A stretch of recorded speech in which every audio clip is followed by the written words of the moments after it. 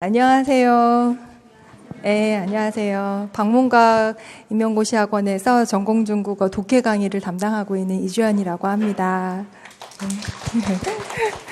저는 여러분 처음 보는데 저보고 움찔움찔 하시더라고요.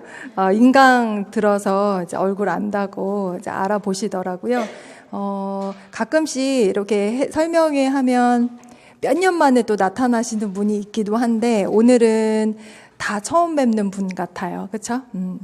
왜 오셨어요, 오늘? 왜 오셨어요? 마음은 하나죠. 이제 뭐 내년이나 내후년 조만간 얼른 그 임용고시 합격해서 공립학교 중등교사, 중국어 교사 되고 싶어서 이제 좀 정보 이렇게 알아보셨죠? 여기저기 알아보시고 아마 본격적으로 본인들이 이제 준비하려는 마음을 가지고 알아보다 보니 노량진의 방문각에 이런 사람들이 중국어를 가르치더라 이렇게 듣고 오셨을 것 같아요.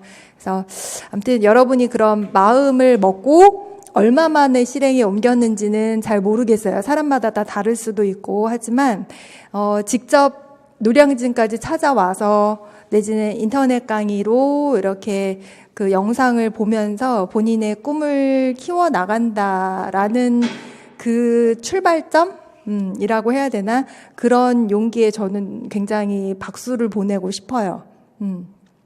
잘하시는 거죠. 일단은 뭐든 마음만 먹고 있다가 1년, 2년 가기가 정말 쉽거든요. 그러다가 이제 해봐야지 하고 마음을 먹고 실행에 옮긴 거잖아요. 본격적으로 공부를 시작하지는 않았지만 알아보고 노량진에 찾아왔다는 것 자체가 시작이 반이라고 참 잘하신 거고 여기 보시면 뜬금없이 박항서 감독 얼굴이 있나 싶을 텐데 오늘 제가 박항서 감독 얘기를 잠깐 하면서 이제 이야기를 시작을 하고 싶어요.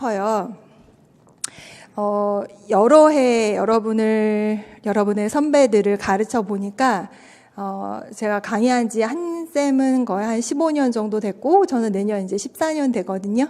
굉장히 오래됐죠. 10년 넘었는데 매년 여러분 보면 공부는 공부인데 사실 성인들이 공부를 하는 거잖아요. 뭐 어린 친구가 20대 초반이고 보통 20대 중후반 30살 넘으신 분도 너무 많고요. 40 넘으신 분도 많고 뭐 학부형들도 굉장히 많아요. 특히 요 근래 남자분들도 굉장히 많이 늘어났어요. 그래서 올해 같은 경우에는 면접 강의만 제가 기억하는 남자 수강생이 거의 한 7명 정도 되나? 굉장히 많은 거예요. 예전에는 한 명도 없을 때가 많고 한두 명 있으면 진짜 많다 했었는데 최근에 많이 늘어나고 있고 또 연세 많은 분들이 또 많이 준비하고 직장 다니면서 병행하시는 분들도 많고 뭐 기간제 시간 강사 비롯해서 일반 회사 다니시는 분도 많아요. 근데 어쨌거나 우리는 학생들이 아니잖아요. 물론 이제 대학교 4학년도 있고 교육대학원생도 있지만 어렸을 때처럼 엄마 아빠 말을 들어야 하는 어린 학생들이 아니라 여러분 스스로가 교사가 되고 싶어서 공부하고 싶다라는 생각에 물론 공부보다는 이제 합격이 목표긴 하겠지만 찾아오신 거잖아요. 그러니까 미래에 대한 불안감이 많아요. 사실 이 공부는 공부인데 내가 이 공부해서 이렇게 공부해서 합격을 한다는 확신이 있으면 누구나 다 할 거예요. 경쟁률은 더 올라갈 건데 공부를 하면서 미래에 대한 막연한 두려움, 내가 이렇게 열심히 하는데 과연 합격할 수 있을까? 라는 두려움 때문에 스트레스가 많은 시험임에는 틀림없어요. 그래서 마인드 컨트롤이 참 중요한 시험이기도 해요. 그래서 공부도 하고 본인의 마인드 컨트롤도 해야 되니까 여러모로 참 힘들고 여러분 선배들 보면은 공부 이외에 그 1년 동안 내지는 뭐 2년 정도 현명하게 고시 생활하는 게 정말 중요해요. 건강하게 정신적으로 신체적으로 건강하게 시간을 보내는 게 중요하더라고요. 그래서 저 같은 경우에는 이제 연식이 얼마 돼 보이는지는 모르겠는데 그래도 이제 인생 사회 경험도 있고 인생을 좀 살았다고 생각을 해요. 아이들도 키우고 있고 해서 여러분 마음이 공감이 가더라고요. 그래서 진도만 나가고 이런 거보다 조금 여러분을 위로하면서 갔으면 좋겠다 이런 생각을 좀 많이 하는 편이에요. 그리고 좀 안쓰러움 내지는 대견함 이런 감정 평상시에 많이 느끼는데 그런 걸 좀 많이 전달하려는 편이거든요. 그러니까 우리 고시 공부하는 사람들은 우리끼리는 서로 알지만 집에 가도 엄마 아빠는 내가 힘든 거 알지만 내지는 친구들이 안다고는 하지만 그 충분한 그 깊은 이해를 하기가 힘들거든요. 막상 이 공부를 해보면은 우리끼리는 서로 말이 통하거든요. 근데 가까운 가족이나 친척들 내지는 친구들은 힘든 건 알겠지만 얼마나 힘든지 고생하는지 이런 거 잘 체감하지는 못하거든요. 그래서 이제 직강 들으시는 분들은 서로한테 위로를 많이 받으시고 수업하면서 또 힐링이 된다는 분들도 있어요. 아무튼 각설하고 박항서 감독을 여기 띄운 이유가 뭐냐면은 저는 그래요. 저는 대학교 때 중문학을 전공하고 여러분처럼 2급 정교사 자격증을 가지고 있어요. 그러니까 저도 시험 보면 그 교사가 될 수 있는데 저는 지금까지 한 번도 중고등학교 교사가 될 생각을 하고 살지는 않았거든요. 저희 애가 그러더라고요. 엄마는 충분히 가르칠 수 있는데 왜 중고등학교 교사를 안 하고 어른들을 가르치세요? 이러더라고요. 그래서 제가 그랬어요. 나는 내적 동기가 충만한 눈이 반짝거리는 어른들 가르치는 게 너무 좋아. 말 안 듣고 말썽 피우고 중국에 대해서 뭐 비하하거나 중국어 왜 배워 이런 애들 억지로 앉혀놓고 가르치는 거 너무 싫거든. 근데 여러분은 그걸 하겠다고 시험을 보겠다는 거예요. 그 어려운 시험을. 근데 그런 여러분이 저는 너무 대단해 보여요. 그러니까 중고등학교 교사는 사실 아무나 되면 되는 게 아니거든요. 근데 그거는 이제 합격하고 나서 이제 생각할 문제고 훌륭한 교사가 되실 거라 생각을 하고 박항서 감독을 띄운 이유는 뭐냐면은 나이가 어느 정도인지 모르겠는데 20대 중반 후반 뭐 30대 40대도 있을 거예요. 근데 보통 지금 내 생활에 만족을 하신 분이 이 공부를 시작하지는 않으실 거잖아요. 뭔가 새로운 도전을 하고자 내지는 지금 조금 더 내가 원했던 꿈을 찾아가고자 하는 그 과정에 있는 거잖아요. 여러분은 그런 분들 모두 다 자존감이 사실 높은 상태가 아니에요. 자존감이 높기가 힘들죠. 왜냐하면 내가 하고자 하는 원하고자 하는 그 직업을 갖고 있지 않은 상태잖아요. 그래서 이 말을 꼭 해주고 싶었는데 박항서 감독을 제가 처음 그 화면에서 본 게 2002년도 월드컵 때였어요. 여러분 그때 뭐 하고 계셨는지 모르겠는데 저는 이제 맥주 마시면서 이제 4강전 보고 이제 히딩크, 박지성 뭐 유명한 선수들 많이 나오잖아요. 보면서 서로 이제 즐거워하고 응원하고 했던 기억이 나는데 그때 제 눈에 박항서 감독이 보였어요. 박항서 감독이 그때도 이렇게 머리가 없으신 분이었는데 히딩크 감독 뒤에 코치로 계셨거든요. 근데 히딩크 감독이 워낙 빛나고 그 당시에는 히딩크를 대통령으로 만들자 그래서 그 당시에는요 이렇게 축구 경기 끝나고 집에 갈 때 차 가지고 가면 크러쉬하는 빠빵빵빵빵 그때 살았었어요? 알면은 그때 애기 아니었어요? 알면은 나이가 좀 있는 건데, 뭐 그 정도로 온 전국이 그냥 빨간색 티가 없는 사람 없을 정도였는데, 그때 제 눈에 이렇게 들어온 박항서 감독의 이미지가 뭐였냐면은, 불쌍해 보였어요. 제 눈에.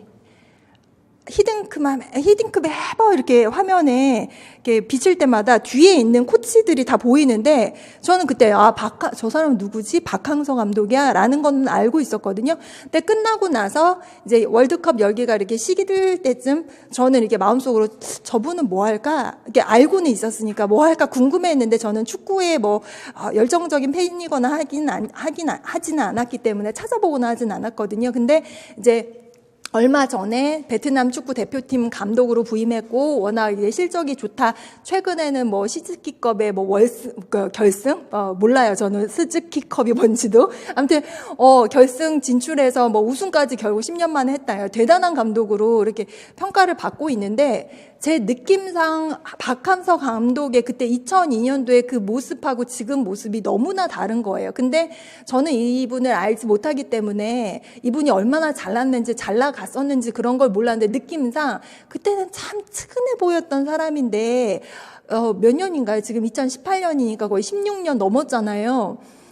16년 동안 뭐하고 사셨을까? 굉장히 왠지 고생했을 것 같고 좀 멀리 돌아 이제야 빛을 보는구나 하는 생각이 들어서 제가 언제 한번 이렇게 여러분한테 이분 얘기를 해주고 싶어서 잠깐 찾았거든요. 이분이 1959년생이래요. 우리나라 나이로 60 아닌가요? 거의 은퇴할, 회사 다녀도 은퇴할 나이고, 지도자로서도 거의 뭐 연세가 많으죠. 아주 실적이 좋지 않은 이상은 이 연세면 거의 친구들도 퇴직을 했다고 하니까. 이분이 공격수도 아니고 미드필더였대요. 골을 못 넣는 미드필더. 넣기 힘들잖아요. 대한민국의 국가대표팀 이진이었대요. 1군도 아니고, 왠지 저는 스포츠를 몰라도 1군이 좋고 2군이 조금 못하는 건 알잖아요. 게다가 뭐 6군 축구단이었다. 거의 선수로서의 실적이 없이 퇴직을 한 거예요. 근데 예전에 그 매체에서 박항서 선수를, 그 선수였을 때 플레이 스타일을 기술하는 그 기사 중에서 항상 전력을 다하는 근성이 있는 선수다 이렇게 썼다는 거예요. 이 말은 다시 말하면 재능이 있다 이것도 아니고 잘한다 이게 아니라 노력은 한다는 거잖아요. 노력하는 선수라고 박항서 그 선수 시절 박항서 감독을 평가한 기사가 있었다고 하더라고요.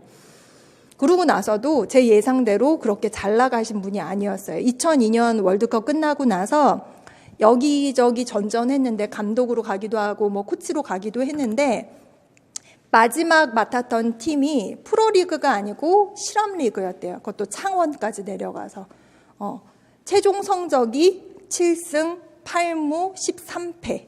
딱 봐도 뭔가 되게 실적이 안 좋은 것 같죠? 8개 팀, 실업팀 중에서 6위였다는 거예요.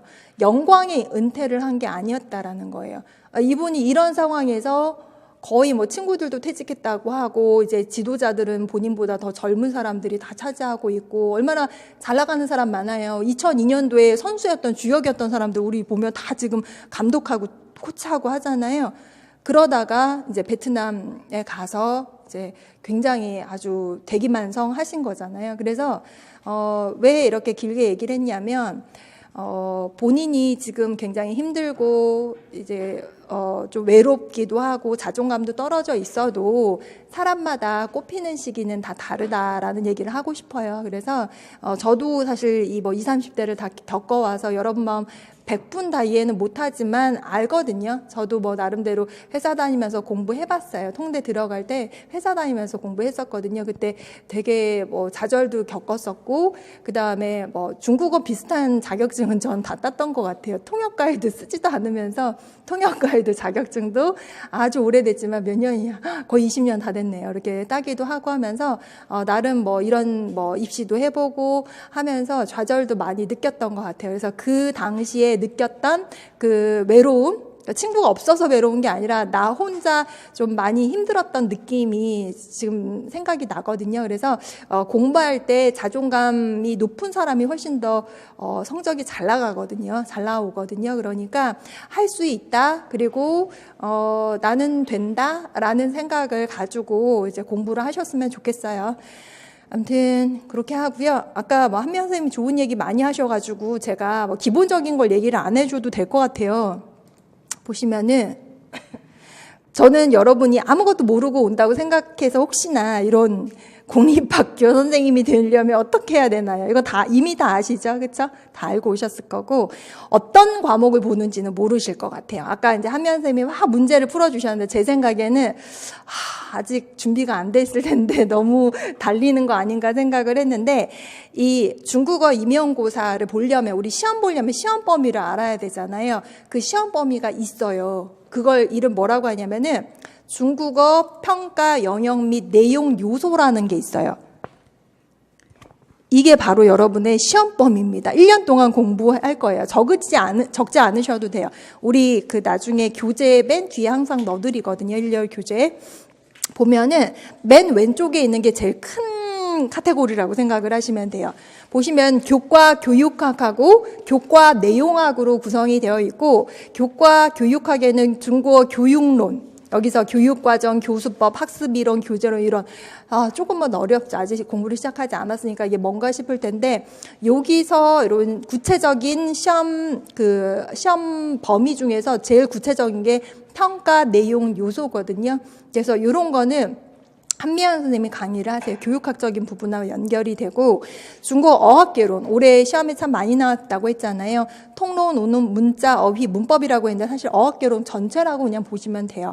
그 다음에 중국 문학개론 나왔는데 이거 문학개론도요. 다예요. 그냥 여러분 혹시 이제 대학 다닐 때 중문과 나오신 분들은 중국 고전문학 배우잖아요. 중국의 고전문학의 다라고 보시면 돼요. 다. 그 다음에 중국어 문법, 여기 뭐 문법 단위 품사 문장 나와요. 중국어 문법 다예요. 문법. 그 다음에 밑에 보시면은 중국어 그 내용학 중에서 이렇게 얘기하고 있는 거예요. 회화하잖아요.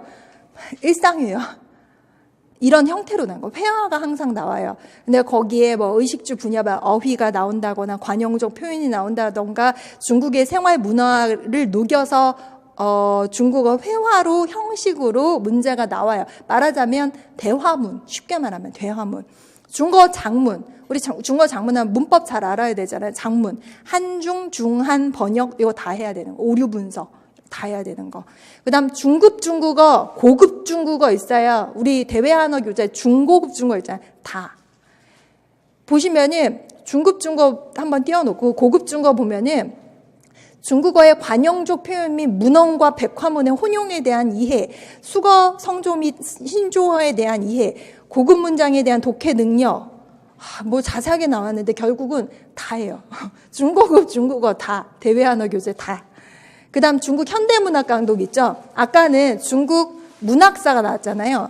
고전 문학사 제일 많이 보는 게 그 서울대 김학주 교수님이 쓰신 중국 문학사 신화사 거 있거든요. 그거 두꺼운 거 한 권이 고전 문학사라면 중국 현대 문학 강독, 현대 문학사도 다 시험범위라고 생각하면 돼요. 근데 그 안에 있는 문학의 흐름뿐만 아니라 작품들도 다예요. 범위가. 현대 문학 강독 보면 현대 문학사 있죠. 독해 있죠. 현대 문학 작품 세계에 대한 이해 있죠. 그냥 다 알고 오라는 거예요.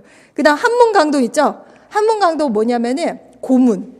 우리 좀 제일 힘들어하는 처음 시작할 때 고문. 말은 들어봤나? 고전산문, 당송팔대가, 뭐 소식, 한유, 유종원, 소식, 구양수 이런 사람들의 산문 다 사마천, 사기 다예요. 이게 마지막이거든요. 근데 간단하게 시험 범위는 딱 2페이지에 정리가 됐는데 보시면 아시겠지만 여러분이 중문학과에서 배웠던 거 아니고 배우지 않았어도 그 안에 들어가 있는 모든 내용이 다 우리 시험 범위예요. 그러니까 여러분이 얼핏 봐도 이걸 어떻게 혼자 공부하지? 제가 공부해도 저는 혼자 공부 못해. 이거는 혼자는 공부할 수 없어요. 이거는 방향을 알고 그 많은 범위 내에서 압축해서 뭔가 엑기스를 뽑아서 정리가 돼서 효율적으로 공부를 하면 굉장히 빠른 길로 갈 수는 있지만 혼자서 나는 해볼 테야. 어떤 분 실제 그러더라고요. 내가 공립학교 선생님이 될 건데 사교육에 의존할 수 없지 하면서 혼자 했었다는 거예요. 그러면서 합격자 특강 와서 그게 미친 짓이었다고 본인이 직접 얘기를 하더라고요. 그래서 어쨌거나 지금 여러분 이 중국어 평가 영역 내용 요소가 여러분의 시험 범위다. 만약 이걸 들여다보고 나는 혼자 할 수 있어. 할 만하겠어. 이러면 혼자 해도 괜찮습니다. 하지만 괜히 어렵게 하지 말고 제 생각에는 1년, 2년 이렇게 시간을 줄이는 게 효율적으로 줄이는 게 기회비용상 훨씬 더 저렴하다고 생각을 하거든요. 그러니까 이런 게 이제 그 시험 범위다라는 거죠. 딱 봐도 합격을 위한 공부량이 너무 많아 보이는데 아까 한미연 선생님이 아주 자주 등장하는 질문 중에 하나 1년 만에 합격할 수 있을까요? 라고 하는데요. 실제로 초수생이 합격하는 경우가 있어요. 드문 경우가 아니고 많아요. 꽤 많아요. 꽤 많아요. 이 어려운 걸 어떻게 하지 않은데 그분들 보면은 1년 동안 정말 잘 따라와요. 잘 따라요. 하라는 대로 다 해요. 심지어는 전 그런 경우도 봤어요. 보통은 초수 같은 경우엔 직강으로 들으면 저는 1년 동안 얼굴 보니까 알거든요. 대구 분이었는데 몇 년 전에 인강으로 1년 동안 들었대요. 근데 그분 계획은 원래 3년, 4년을 잡고 했는데 그분도 이제 12월 시험 보고 나서 본인이 붙을 줄 모르고 그냥 놀다가 1월 시뮬레이션 때 온 거예요. 그래서 보니까는 4학년이라는 거야. 수업도 인강으로 딱 1년 들었다는 거야. 그 보통 그런 경우에는 중국어 기본기가 튼튼한 뭐 이렇게 중국에서 대학을 나왔거나 중고등학교 나왔고 그런 분이 또 있거든요. 그래서 혹시 외고 나왔냐? 중국에서 살았냐? 아무것도 없어. 외고도 아니고 그냥 대학교 처음 들어가서 1학년 때부터 4년 한 게 처음이고 인강으로 1년 들은 게 처음이래요. 그래서 제가 물어봤어요. 1년 동안 어떻게 공부했냐 했더니 하라는 대로 죽으라고 했대요. 그러면서 본인은 기대는 안 했대. 1년 만에 될 거라 생각 안 했는데 되더래. 저는 그런 희망의 증거들을 많이 보니까 여러분한테 1년은 부족해요. 이런 말을 못하죠. 당연히 많으니까 실제로. 아까 그랬잖아요. 한면에 합격자 설명회 오면은 이렇게 영상 올라가거든요. 그러면은 특징을 써놔 옆에 초수 뭐 이렇게 써놓거든요. 그런 분들 영상 보면 초수가 꽤 많아요. 뭐 애기 엄마도 있고 많지만. 근데 여러분 주의하셔야 될 게 그거예요. 여러분은요. 다른 사람과 다른 나거든요. 근데 자꾸 남하고 비교하려고 그러고 저 사람은 저렇게 하니까 나는 이렇게 해야지 라고 생각하는 순간 본인한테 마이너스가 돼요. 최근에 제가 비슷한 예를 봤는데 최근에 지난주에 우리 합격한 현직 선생님 중에서 경기도 이제 집단 토의 관련돼서 봐주신다고 한 분이 오셨어요. 근데 그분이 재작년에 경기도에 최종 합격한 선생님인데 현직 교사인데 1차 점수가 요즘에는 공개가 되거든요. 합격자 발표 날 때 오픈이 돼요. 예전에 몰랐어요. 본인 점수를. 2차까지 봐야 알 수 있었거든요. 최종 합격 발표할 때 알거든요. 요즘에 1차에서 공개가 되는데 그분이 0.33점 높았어요. 1차 커트라인 바로 위에 있었던 거죠. 근데 면접에서 높은 점수로 말하자면 우리 뒤집고 합격했다고 하는데 뒤집어서 합격을 한 거예요. 즉 그분보다 1차 점수가 높았던 분이 떨어지고 본인이 면접에서 아주 좋은 점수로 합격해서 올라간 경우잖아요. 근데 이제 마이크 끄니까 개인적인 질문을 막 하니까 어떤 우리 수강생이 초수생인데 그분은 20대 한 중반 정도 되는 것 같아요. 그 합격한 선생님은 기간제를 굉장히 오래 하셨거든요. 40대였어요. 근데 그 20대 그분이 물어본 거예요. 면접할 때 너무 떨리는데 중국어 면접이 있거든요. 그거 어떻게 하셨어요? 했더니 이 선생님이 본인은 공부도 안 했고 거의 포기했고 본인 붙을지도 몰라고 왜냐면 기간제 교사 하면서 시험 봤거든요. 그분도 시뮬레이션에 달려와서 이제 했는데 거의 중국어거든요. 단어 몇 개 쓰고 거의 포기했어요. 이렇게 얘기를 한 거예요. 그랬더니 20대 중반인 이분이 다행히 저한테 얘기를 했으니까 제가 그걸 수정을 해줬지. 안 그랬으면 맞아. 중국어는 요거를 단어만 써도 포기해도 합격해 라고 잘못 생각했을 텐데 저한테 그 얘기를 한 거예요. 제가 혼냈어요. 그 사람하고 당신은 상황이 달라요. 그분은 40대 중반이라 그랬잖아요. 경기도 기간제 경력이 7년입니다. 그분은 사회에서 이미 회사 생활 10년 이상 한 분이고 시뮬레이션 때 달려왔다고 했는데 우리 조교였거든요. 전전에 그 12월 면접을 얼마나 오래 했게요. 대신에 그 마지막 합격하는 해에는 본인이 기간제 하다가 그냥 한번 시험을 쳐본 거예요. 본인이 합격할지 모르고 심지어 대만 여행 가려고 비행기표를 끊어놨는데 합격 발표 나고 아닐 거야 하고 다시 말하는데 진짜래서 학원에 그때서야 부랴부랴 달려온 거예요. 대만 비행기 티켓을 취소를 하고. 근데 그분이 할 수 있는 게 뭐냐고 2주 남았는데 그러면 본인은 할 건 하고 집단 토의 같은 건 해야 되는데 중국어는 준비가 안 돼 있으니까 그거는 어떻게든 해야 되는데 최선을 다해도 그분이 할 수 있는 거는 제한이 있단 말이에요. 그러니까 그분이 할 수 있는 데서 최선은 집단 토의 살리고 한국어 면접 살리고 중국어는 할 수 있는 만큼만 하고 단어를 썼는데 그 20대 중반인 그분은 어린데 그분이 그거 이제 우리 합격한 선배님이 그러셨으니까 본인도 요거를 포기할까나 그분은 집단 토의랑 한국어 면접이 너무 잘 되는 분인데 당신은 다 안 되는데 왜 그분 거를 따라 하냐고 제가 얘기를 했거든요. 근데 이런 분이 굉장히 많을 것 같아요. 심지어는 이한 팀이 자료가 너무 많아요. 이러고 안 하는 거예요. 그분 역량에 감당이 안 되는 거죠. 당연히 많아서 딴 데로 가는 거예요. 근데 어떤 분은 너무 감사하게 생각하면서 이한님 커리 이건 제 얘기가 아니라 실제로 초순대 합격한 분이 한번 영상을 보세요. 이한틴 커리만 따라왔는데 저는 합격했어요. 이런 말을 했거든요. 그분은 자료가 많았는데 어떻게 감당을 했느냐. 근데 어떤 분은 너무 많아서 못하겠어요. 하고선 이제 뭐 다른 데로 가거나 뭐 다른 방법을 쓰겠죠. 다 다른데 여러분은 그걸 보고 어머 많대? 그럼 뭐 감당이 안 돼? 그럼 나도 안 해. 이렇게 되는 거야. 본인과 그 사람은 다른데. 그러니까 그런 경우가 없었으면 좋겠어요. 그래서 현명하게 좀 판단을 하셨으면 좋고요. 조수도 가능하고 요즘에는 너무 케이스가 많아요. 애기 엄마도 많고 뭐 심지어 뭐 쌍둥이 엄마, 뭐 몇 개월 엄마, 고등학생 엄마도 많고요. 아주 많습니다. 천차만별이에요. 일과 공부를 병행해도 될까요?라고 했는데 이 말은 아까도 나왔잖아요. 질문에. 당연히 되죠. 당연히 돼요. 안 될 거 없어요. 세상에 불가능은 없어요. 다만 그거는 있어요. 제가 보니까 1년 동안 몰입을 한 분은 그 후에 시간 강사나 기간제를 하면서도 실력이 유지가 돼서 합격이 되는데 내가 이게 돈 버는 게 아까워서 계속 그 직장을 포기하지 않고 계속 기간제를 하면서 하는 분들은 합격은 하는데 오래 걸리더라고요. 오래 걸리더라고요. 근데 한 1, 2년 몰입한 경험이 있는 분들은 그 실력이 어디 날아가지 않더라고요. 그래서 예전에 기간제 하다가 그만두고 몰입을 1년 동안 해서 실제로 수석 합격하신 분도 있고 그분 말이 그래요. 진짜 그러니까 학교를 그만뒀어야 되는데 왜 미련스럽게 오랫동안 그걸 붙잡고 있었는지 모르겠다.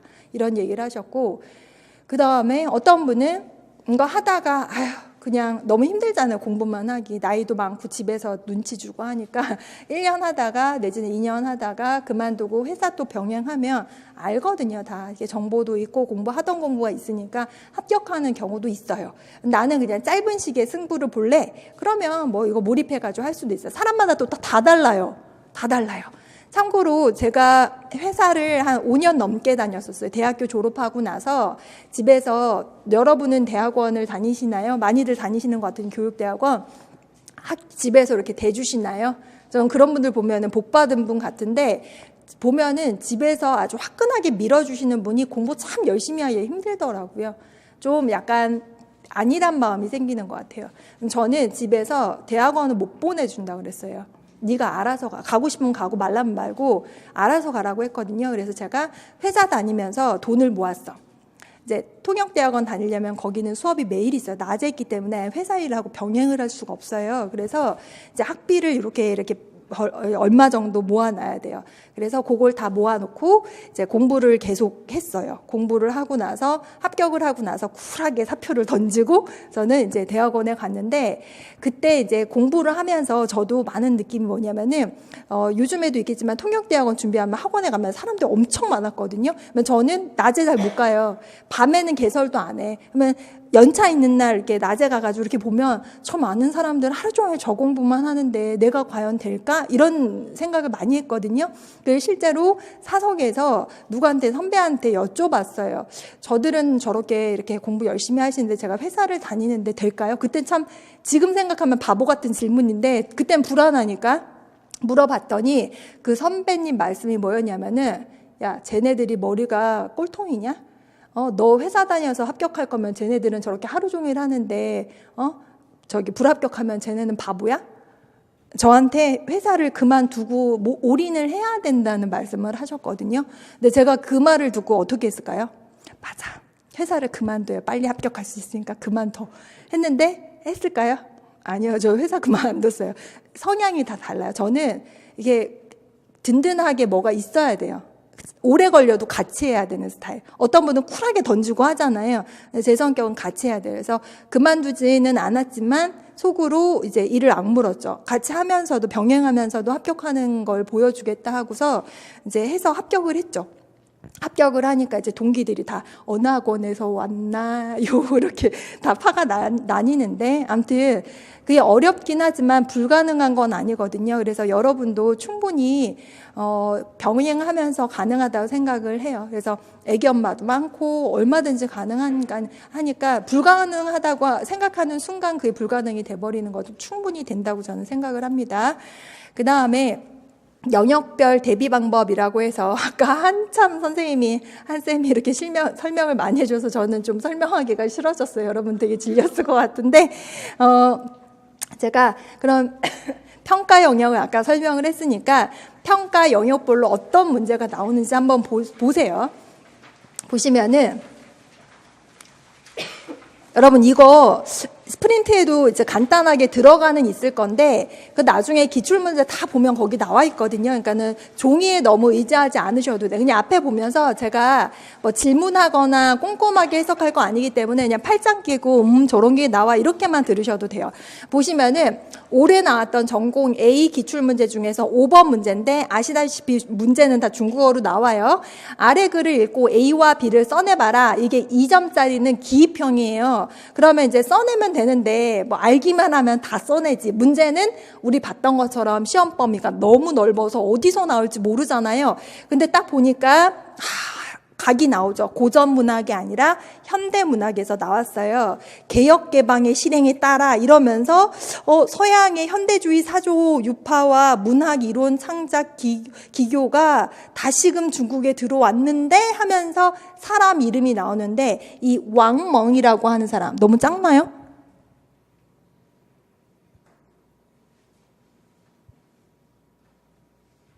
글씨가 좀 보이시나요? 보이면 돼요. 되게 자세하게 안 봐도 돼요. 이 왕몽이라고 하는 사람, 그러니까 이 단락의 주인공은 왕몽이에요. 왕멍이라고 해서 왕멍이라고 해도 되고 우리나라 말로는 왕몽이라고 하는데 이 사람이 딱 나왔단 말이에요. 근데 우리는 지금 모르지만 현대문학 하면 왕멍을 모를 수가 없거든요.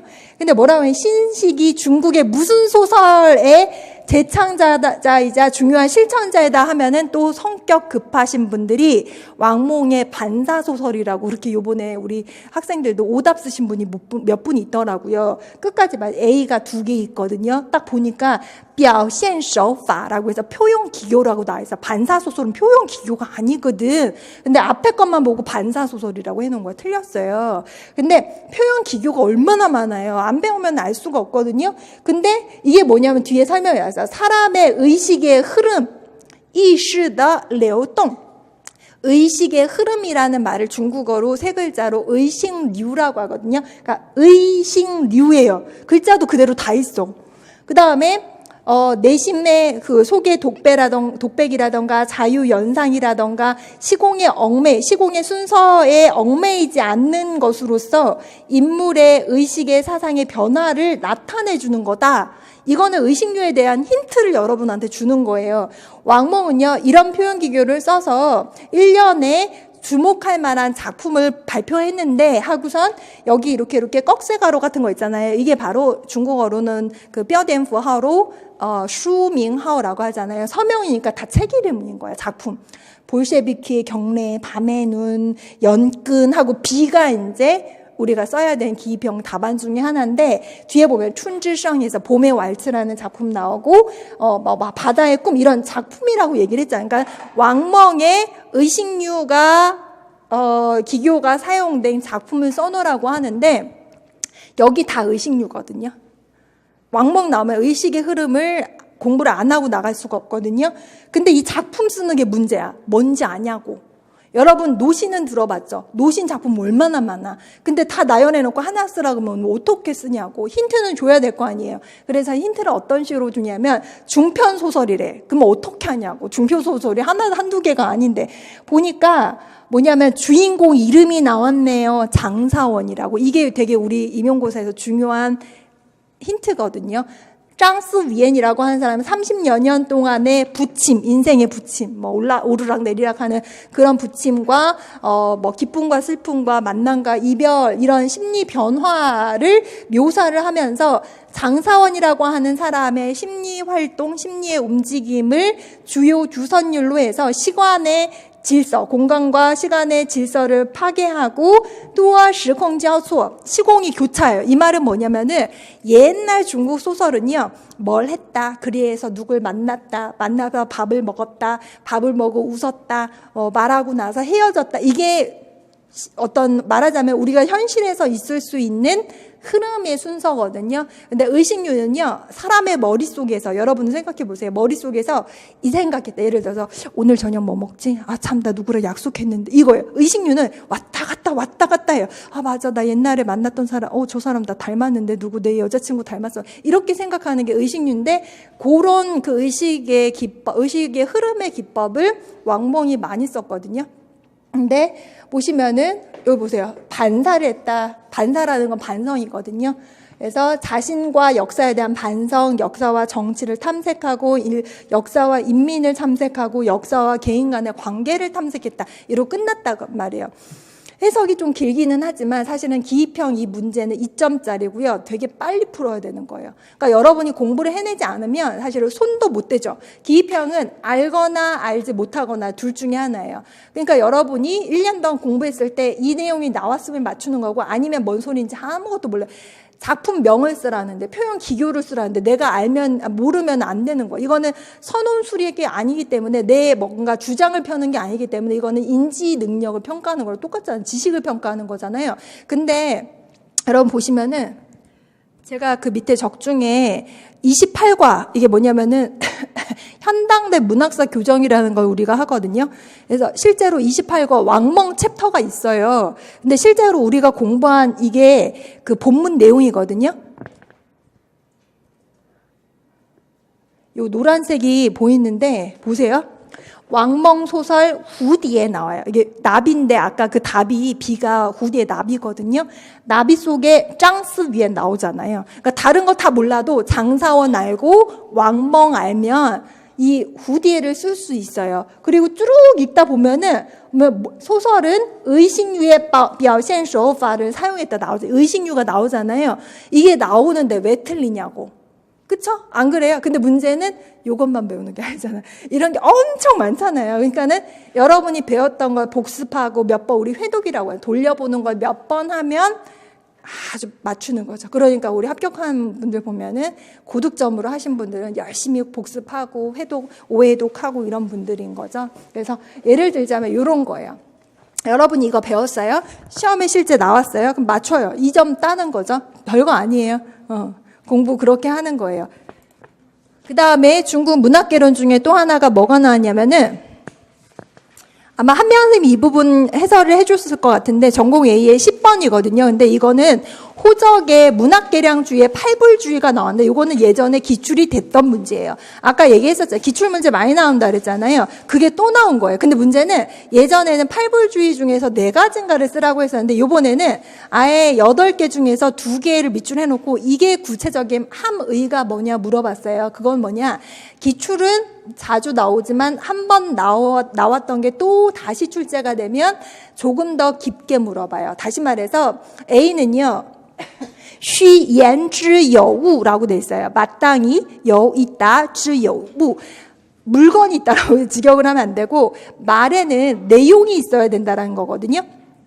한국어로는 다 해석을 합니다. 근데 문제는 한국어로 우리가 배워놓으면 말에는 내용이 있어. 알았어. 호적의 팔불주 중에 첫 번째 虚言之有物 말에는 내용이 있어야 된다 했는데 문제는 우리 시험은 중국어로 답을 써야 되거든요. 중국어로 말에는 내용이 있어야 된다는 거 어떻게 써야 하나요? 그러면 이제 못 쓰는 거죠. 그러면 안 되는 거예요. 이해하고 중국어로도 쓸 수 있어야 점수가 나옵니다. 그래서 그 밑에 답이 원장或讲话有具体内容 구체적인 내용이 있어야 되지 뜬구름 잡는 소리 하면 안 된다는 거거든요. 그 밑에 건 더 이상 설명을 안 할게요. 이 CD 같은 경우도 진독수의 문학혁명론에서 우리 배웠던 거 그대로 그냥 기입형으로 나온 거거든요. 근데 여러분 이거 한명 선생님도 수업을 했지만 우리 현당대 문학사에 이거 그대로 배워요. 어디냐면은 보세요. 이거 한국어로도 이렇게 정리를 해드리는데 진독수 요거 있잖아요. 요거 다 외우면 되는 거. 한국어로 외우고 요거 빈칸 채워넣는 거. 그대로 나왔었고 그 다음에 요것도 보면 虚言之有物 말에는 내용이 있어야 한다. 이거 나오잖아요. 그거를 함의를 쓰면 돼요. 우리 시험에서 나오는 함의는 내포의를 얘기를 하거든요. 그래서 고문이나 현대문에서 함의를 쓰라는 문제를 즐겨내는 편입니다. 그러니까 여러분 공부를 하실 때 단편적인 지식을 암기하는 게 아니라 여러분이 그 내용까지 충분히 깊이 이해를 하고 있어야 풀 수 있는 문제가 나와요. 그러니까 혼자 공부하면 사실은 여러분이 이제 대학교에서 중문학 내지는 중국어학 전공을 하시고 아무리 교육대학원에 가도 혼자 할 수 있는 공부에는 어떤 제한이 있어요. 궁금증을 해결할 수도 없고 뭐가 중요한지 뭐가 중요하지 않는지 선별할 수 있는 능력도 아직은 없거든요. 그러면은 효율적으로 공부하는 방법을 선택을 해서 빠르게 정말 외워야 될 것만 찾아서 외워주는 게 정말 효율적인 그리고 효과적인 공부 방법이라고 할 수 있어요. 다 이런 거 배우는데 문제는 여러분 뭔지 아세요? 여기 사실문학하고 사회문학 요 쓰는 게 답인데 문학을 빠뜨렸대. 그럼 맞게 해줄까 틀리게 해줄까는 그건 출제본부의 출제 그 채점 기준에 따라 달라지는 거여서 어떻게 말을 못해요. 그래서 어떤 분은 뭐 사실문학을 뭐 현실문학이라고 했다. 그건 또 몰라요. 기평은 그냥 글자 하나만 틀려도 틀렸다고 하는 경우가 많아서. 근데 이런 식으로도 나오고요. 중국어 회화는 말 그대로 대화체입니다. 근데 여러분 이거 한명 선생님도 했을 거예요. 우리 그 화원에 생기가 넘쳐 이걸 중국어로 성치라고 했더니 듣는 사람이 성치는 화내다로 알아들은 거죠. 그래서 또 그 한자의 의미 중에서 어떤 건 생기가 있다, 어떤 거는 화나다 의미를 서로 변별할 수 있는 이런 문제가 굉장히 많아요. 어휘의 그 사용, 의미 이런 거에 대해 많이 나오는데 문제는 범위를 제한할 수가 없어요. 그러니까 여러분의 기본 실력을 계속 탄탄하게 해야 되려면 중고급 중국어를 수많은 텍스트를 보면 여러분 느낌 생기거든요. 여기서 누팡 같은 경우 누가 분노하다 할 때 누예요. 여러분이 분노만 알면 이게 누파가 화나서 빵하다 말이 안 되는 거죠. 누팡은 흐드러지게 피었다라는 의미도 있는데 그걸 알려면 요거는 여러분의 기본기를 계속 쌓아야 되는 과정이기 때문에 시험 보기 전까지 최소한 1년 동안은 많은 중국어 텍스트를 보면서 이 어휘는 어느 상황에서는 어떤 의미로 어떤 상황에서 어느 의미로 쓰이는구나라는 게 여러분 스스로가 좀 그 리스트가 있어야 되는 거고요. 그 다음에 중국어 회화 부분에서도 주전자가 이렇게 나왔어요. 그림 가끔 나오는데 회화인데 그 어휘랑 연결이 돼서 나왔거든요. 여러분이 아마 공부하신 분도 계시고 아마 처음 오신 분도 계실 텐데 이 내용은 뭐냐면은 그 자후리 주饺子라고 해서 자후가 주전자잖아요. 그 안에다 주饺子, 饺子는 우리 뭐라고 알죠? 만두? 교자만두 할 때 그 교자만두 주예요. 요게 중국의 슈위라고 하거든요. 슈위에 포함되는 게 사자성어도 있고 속어도 있고 뭐 관용어도 있고 우리가 굉장히 중요하게 봐야 되는 그런 어휘들이 다 들어가 있는데 주전자에다가 만두를 끓여요. 그럼 뭔 소리야? 뒤에 걸 얘기 안 해도 중국 사람들이 다 알아요. 뭐예요? 왜 주전자에다가 만두를 끓이냐 하는데 알고 봤더니 만두를 다 끓이고 나서 그걸 갖다 이렇게 따라요. 우리 중국어로 따르다라는 동사는 뭘 쓰죠? 동사 하나? 따오 슈이 할 때 따오를 쓰거든요. 그것도 예전에 주관치 시절에 나왔던 글자가 다시 나오는 거예요. 따오 하면 넘어지다라는 뜻이고 똑같은 글자인데 따오, 저 A의 답인 거잖아요. 따오 하면은 뭔가 액체를 따르다는 뜻이거든요. 근데 자후리 주饺子했는데 倒不出来 有嘴倒不出 이게 뒤에 나왔단 말이에요. 이게 뭔 소리야? 입은 있으나 따라지지가 않는다. 즉 만두가 그 주전자 주둥이가 너무 얇으니까 따를 수가 없다라는 거예요. 근데 문제는 그 따오라는 따르다라는 동사가 말하다 길도자지만 동사로 말하다라는 글자하고 해음 똑같은 글자죠. 그러니까 여우조이 즉 그 자후의 주전자의 주둥이도 조이라고 하고 그 다음에 따르다도 따오인데 말하다도 따오예요. 우리 입도 그 조이잖아. 그러니까 입은 있으나 말을 할 수 없다. 그런 속담이 중국에 엄청 많거든요. 근데 우리는 되도록 많이 그걸 외워야 돼요. 어떤 걸 이렇게 책 한 권을 외우기도 하는데 그게 하나 나왔었고 또 하나 우리 여러분 이제 사자성어 외우려 그러면은 A부터 보통 Z까지 보는 분이 있는데 보통 대부분 사자성어 사전에 맨 앞에 나와 있는 게 아이 부시셔거든요. 너무 좋아하는 나머지 손에서 놓지 않다. 그 사자성어 하나 나왔고 그다음 유비무한 우리나라랑 거의 똑같이 쓰는 거의가 완전히 똑같이 쓰는 사자성어 요런 게 하나가 또 나왔었습니다. 고급 중국어 이제 가면 이제 숨이 막히죠. 보면은 굉장히 작게 나와서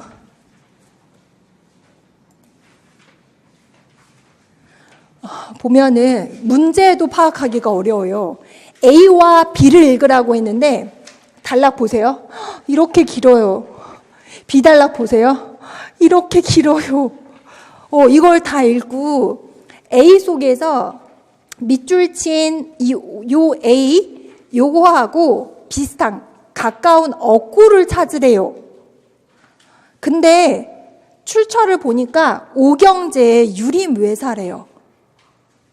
들어는 봤나 유림외사? 오경제의 유림외사? 우리 신풍자 소설이라고 일컬어지고 과거제도의 폐해를 짚은 풍자 소설이거든요. 근데 보시면은 청말의 소설이기 때문에 거의 이 단어라던가 이 글자가요, 현대 한어만 하신 분들은 해독이 불가능한 수준. 다 해석은 하진 않겠지만 밑줄 친 부분 그 근처만 보더라도 보시면은 유림회사 주인공이 범진이라는 사람이 있거든요. 범진이 나이가 50이 넘어서 과거 시험에 합격을 해요.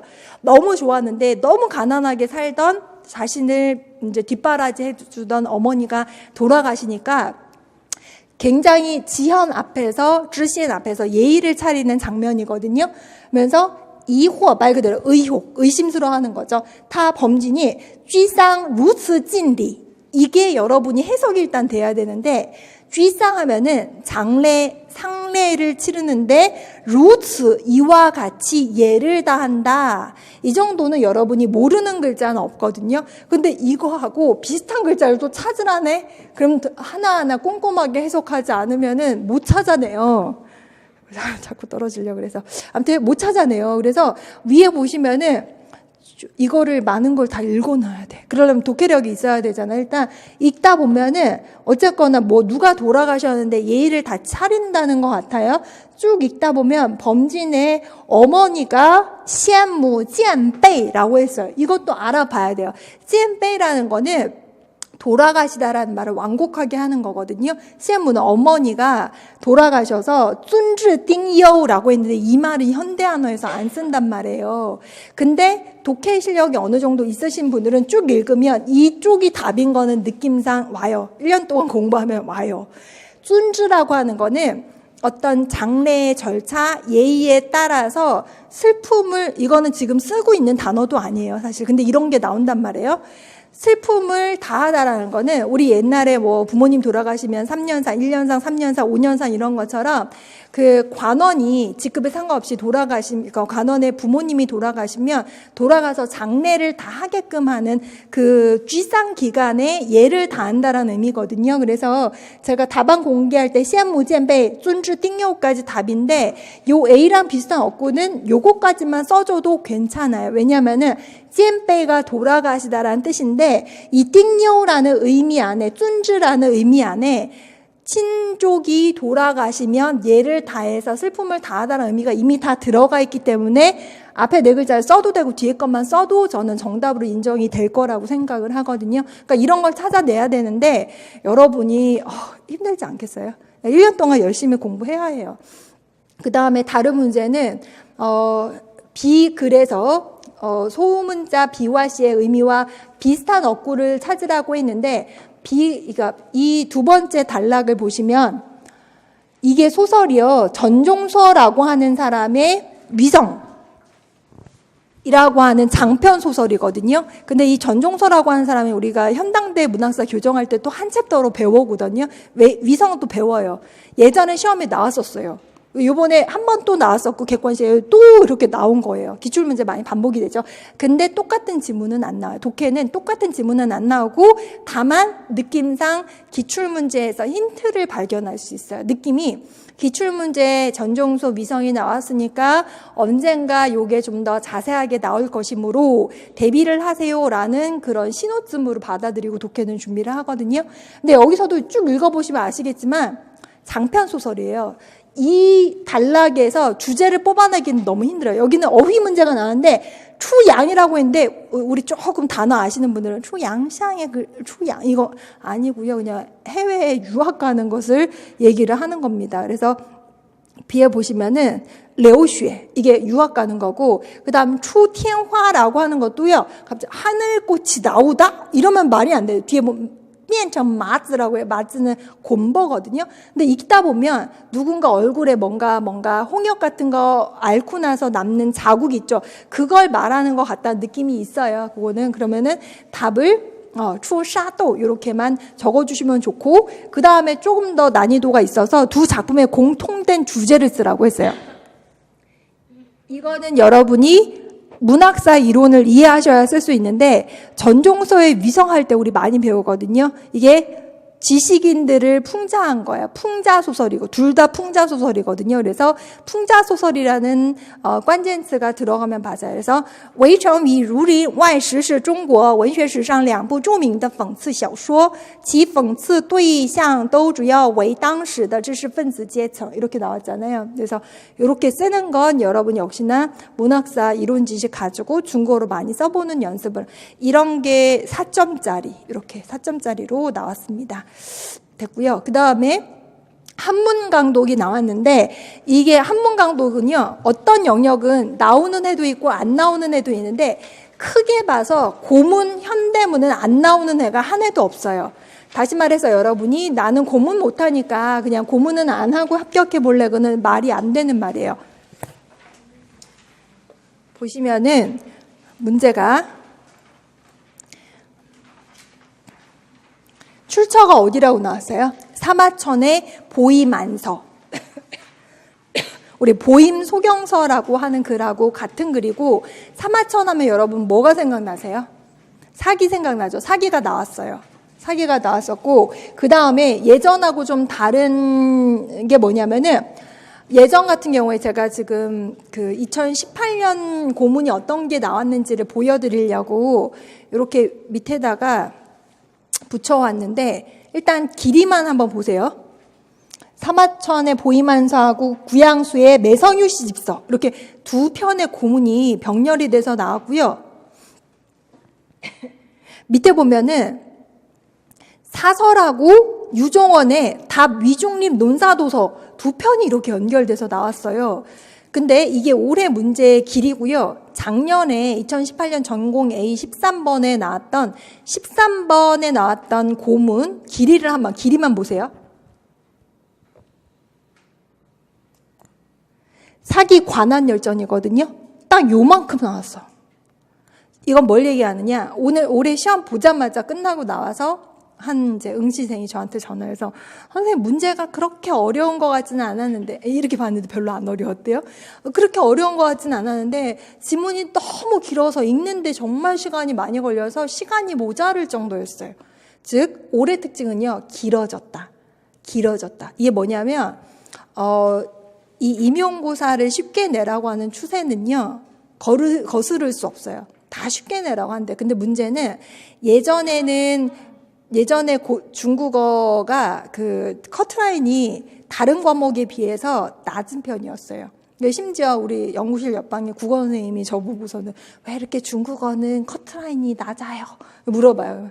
제가 어려워서요. 그러거든요. 근데 중국어 그 지문을 예전에도 사실 좀 길게 내는 이유가 우리 중국 같은 경우에 요즘 더더군다나 중국 우리 다 아시는 동포분이 많이 봐요. 실제로 제가 느끼는 변화가 점점 늘어납니다. 매년. 남자분도 늘어나지만 그분들도 점점 늘어나요. 근데 그분들이라고 다 실력이 좋은 거 아니에요. 다 어려운 점이 있어요. 근데 어쨌거나 예를 들어서 어렸을 때 또 중국에 살다 온 친구들도 많아요. 그러면 중국어는 잘한단 말이에요. 근데 우리는 이게 고시잖아요. 그래도 소위 고시인데 걸러낼 수 있는 장치가 있어야 되기 때문에 어느 정도 어학 문학적인 지식이 있어야 되고 좀 이게 풀어낼 수 있는 지식을 보거든요. 그래서 말 잘한다고 붙을 수 없게 만들어놔요. 그러니까 지문을 조금 길게 빼는데 올해는 너무나 길어졌어요. 진짜 길어졌어요. 그래서 그 난이도가 쉽다고 했는데 절대로 쉽다고 할 수 없는 게 지문이 길어졌죠. 실수를 많이 하게끔 함정을 많이 만들어놨기 때문에 의외로 아직 1차 발표는 안 났지만 만만한 시험은 아니다. 그러니까 문제는 뭐냐면은 영어 때문에 우리 면접도 중국어 다 봐야 되잖아요. 면접은요, 여러분, 예전에는요, 100% 외국어과는 100% 외국어로 보라고 해서 교과 과목에서 한국어로 보는 어려운 거 있잖아요. 예를 들어서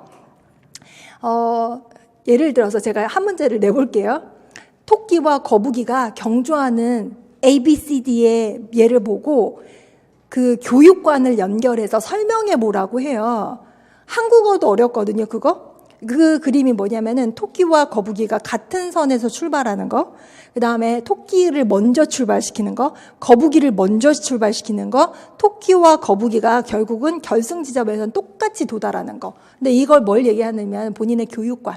즉 토끼는 우수한 학생이죠. 거북이는 좀 느리고 떨어지는 학생이에요. 그러면 우수한 애 더 끌어줄 거냐?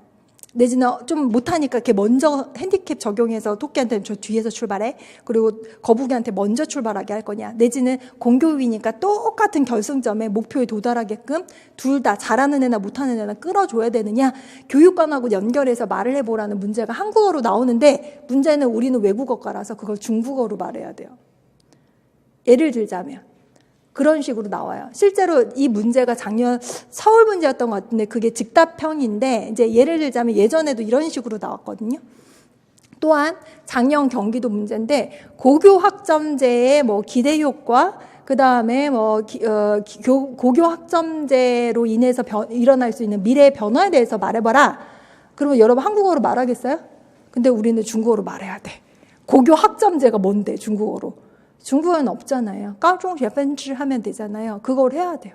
그러니까 공부 안 하거나 준비 안 하면 절대로 합격할 수가 없어요. 그러니까 중국어 좀 한다고 와가지고 하면은 조금 쉽겠지만 열심히 안 하면 결국은 안 됩니다. 그래서 4학년인 초수생이 붙고 10년 동안 딴 거 하다가 한 번씩 시험만 봤던 선생님들이 떨어지고 그런 경우가 많아요. 그래서 초수생이 한 3, 4월쯤 되면 학부 모의고사 점수가 더 높고 훨씬 더 잘했던 중어 실력은 좋은 이제 일하고 뭐 딴 거 하다가 뒤늦게 오고 이런 분들이 점수가 더 낮고 이런 경우가 아주 많아요. 그러니까 결국은 공부를 해야 합격할 수 있는 시험이다라는 거예요. 그래서 길이만 한번 보라고 이렇게 비교를 해드렸는데, 정말 길어요, 이게. 그렇죠? 올해는 보시면은 사설하고 이렇게 유정원하고 한유 지문이 나왔는데 위에 거는 더 길어요.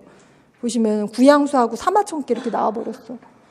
하나하나 해석은 하지 않겠습니다. 근데 문제는 어떤 식으로 나오냐면은 A를 번역하라고 나와요. 실제로 고전사문은요, 중국인들도 해석이 안 돼서 백화 해석이라는 말이 있어요. 발화 판이라는 말이 있거든요. 우린 외국인인데 한국어로 이해했는데 그걸 중국어로 또 써야 돼, 백화로. 그게 나와요, 계속.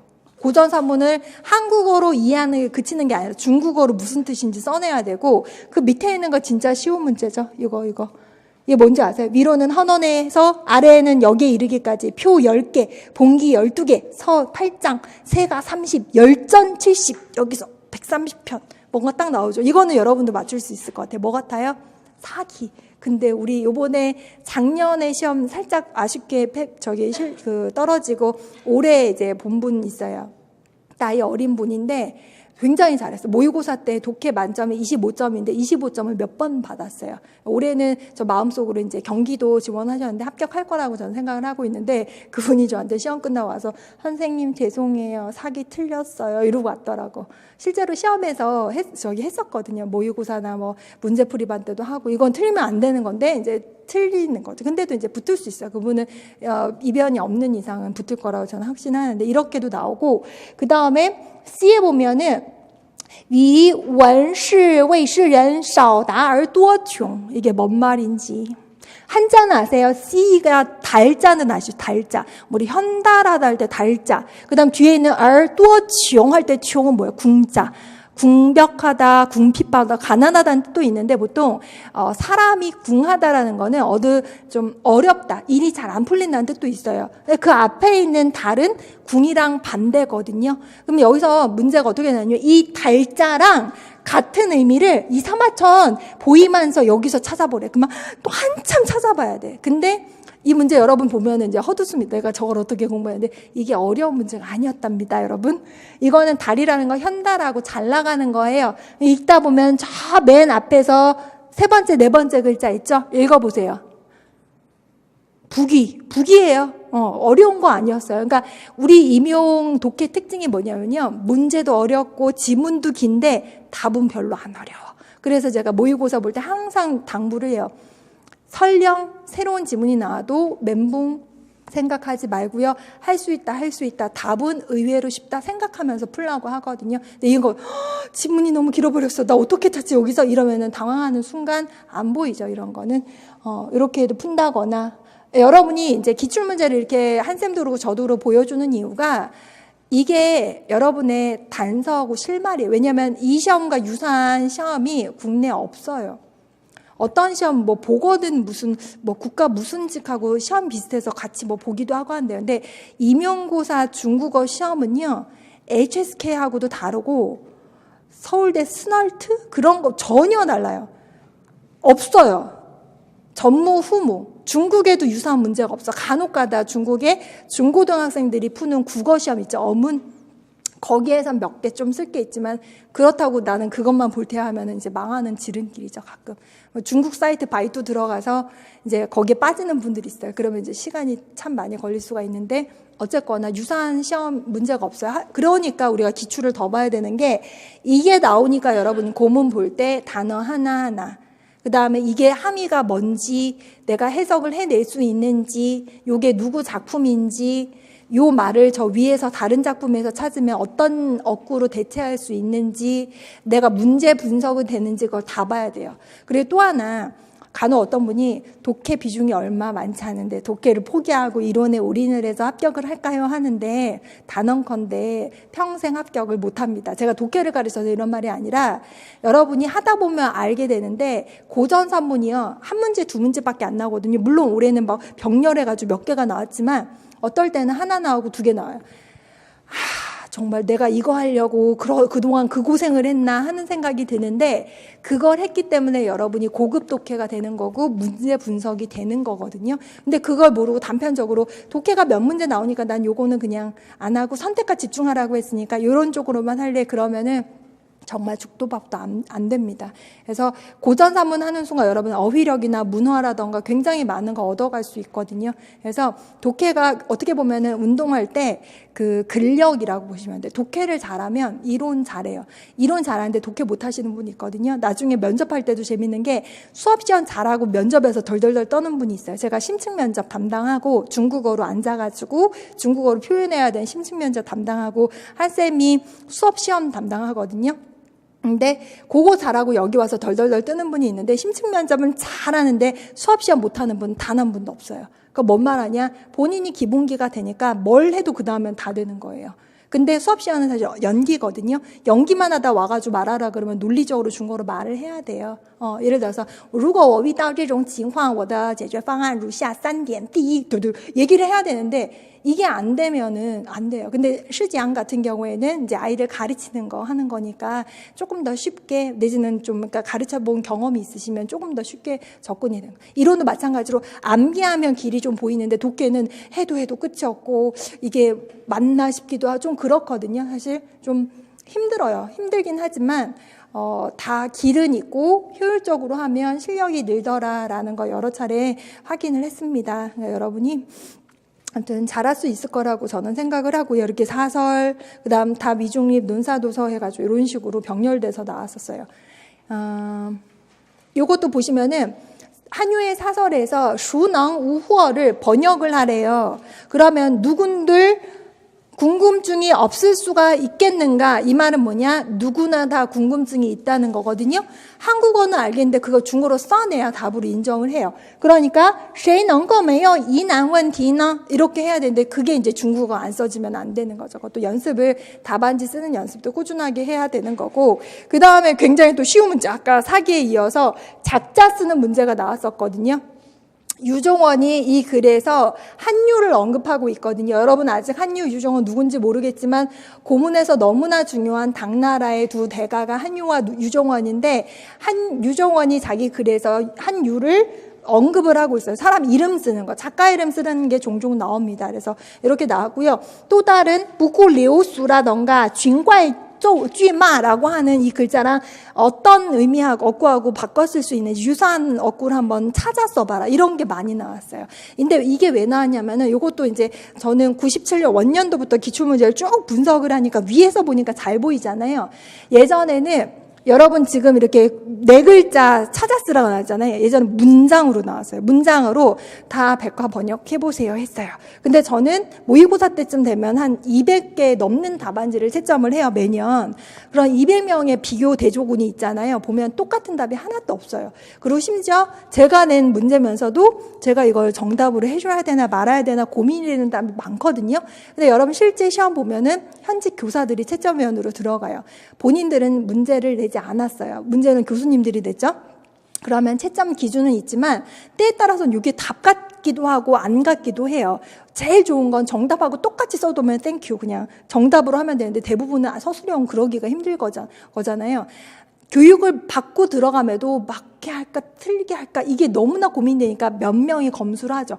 나는 맞는 것 같은데 저분은 틀렸다고 해. 그러면 이제 중간 점수를 준다거나 굉장히 여러 차례 점수를 이렇게 산정을 하긴 하는데 그러니까 여러분이 채점위원을 시험에 들게 하는 그런 답을 쓰게끔 하면 안 되게 훈련을 하는데 그게 채점하기가 힘드니까 이제는 문제가 어떻게 나오냐? 보시다시피 이 네 글자 밑줄 쳐놓고 윗단락에서 골라봐라 이러면은요.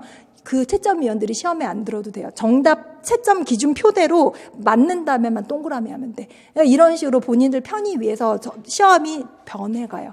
예전 같았으면은 그냥 다 해석해보세요 했을 텐데 이제는 자꾸 시험 유형이 변해가요. 그러니까 요거는 아주 작은 변화인데 그것 또한 여러분이 혼자 캐치하기 힘들거든요. 기출문제 변화되는 거 보면 어떤 식으로 나오는지 보입니다. 그래서 이런 게 나왔었고 말이 좀 길어졌는데 그래서 여러분 보신 것처럼 문항이요 줄어들었어요. 문항이 객관시 시절에는 1차만 40문제였거든요. 근데 요즘엔 다 합쳐도 이게 열몇 문제인가 20몇 문제밖에 안 되거든요. 그 말은 뭐냐? 우리 아까 봤던 그 많은 평가 영역 내용 요소를 여러분이 퍼센테이지로 해가지고 반영을 해야 되는데 문항수가 작다 보니까 어떤 한 영역에만 치우쳐서 내기가 어려워요. 그건 뭘 얘기하느냐? 영역을 뛰어넘어서 같이 예를 들어 중국어 회화 형태로 교과 교육학 부분에 있어서 어휘 문제를 낸다. 그러면 새 영역이 넘나드는 문제인 거예요. 그런 문제가 많이 나와요. 그러니까 단편 지식을 측정하는 게 아니라 여러 개를 알아야 풀 수 있는 문제가 자꾸 많이 나오는 편이에요. 요즘에.